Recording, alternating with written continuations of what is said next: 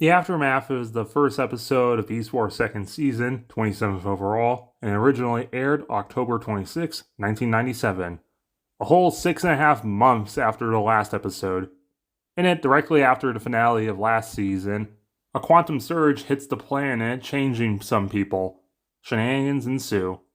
We have a new intro, it's the same song, but now we have clips from Other Voices Part 2 and this episode, which sort of spoils a lot of the episode. But either way, yeah, Optimus's explosion from last episode causes a quantum surge which hits the planet. At the dark side, Scorponok and Pterosaur fall into the lava, and they are for real dead. Scorponok was killed off because at the time his toy didn't really sell well. And frankly, his character, even for the short period of time we knew Inferno, has been done far better by the Ant Boy. Originally, Waspinator was going to be the other one killed off.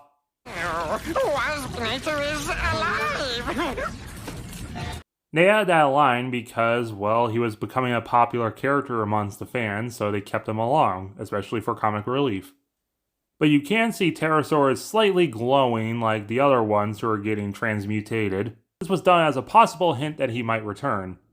He never did, and the Transmetal Pterosaur design was never used. Unfortunate because this design does look kinda cool. And I guess because he collided with Scorponok, that might explain the color. But oh yeah, Transmutate. Some, but not all of the cast now have new Transmetal bodies.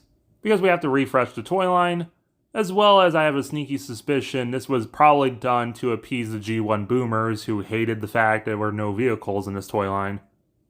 So now the Transmetal guys can have a third, technically, mode that has them turn into vehicles, sort of. With Rat Trap turning into a little, buggy car thing, and Cheetor having a jetpack, but only in beast mode, which seems like a design flaw that he doesn't have it in robot mode. Plus, they now look more mechanical, so the G1 boomers might like it more. I haven't really talked about designs in the show yet, but I do kind of like them. Especially Rat Trap. Hey, I'm, gorgeous. I don't know why, I just really like the colors. He just, pops against everything now. He's also doing Ninja Turtle mouth. Cheetor, I really like his beast mode, and the colors are kind of unique and I like them, but robot mode, I don't know, it just looks slightly worse. Maybe it's a beast mode kibble on his hands. I don't know, this one's okay. Optimus' Spark is trying to reach out to Rhinox, who him and Dinobot didn't get upgrades for reasons that probably made sense to the writers. Dinobot tries taking control again, but Rhinox puts him in his place. I'm in a bad mood. Understand? Rat Trap can use one of his hubcaps as a shield. Megatron flies in after pimp slapping Black Arachnia.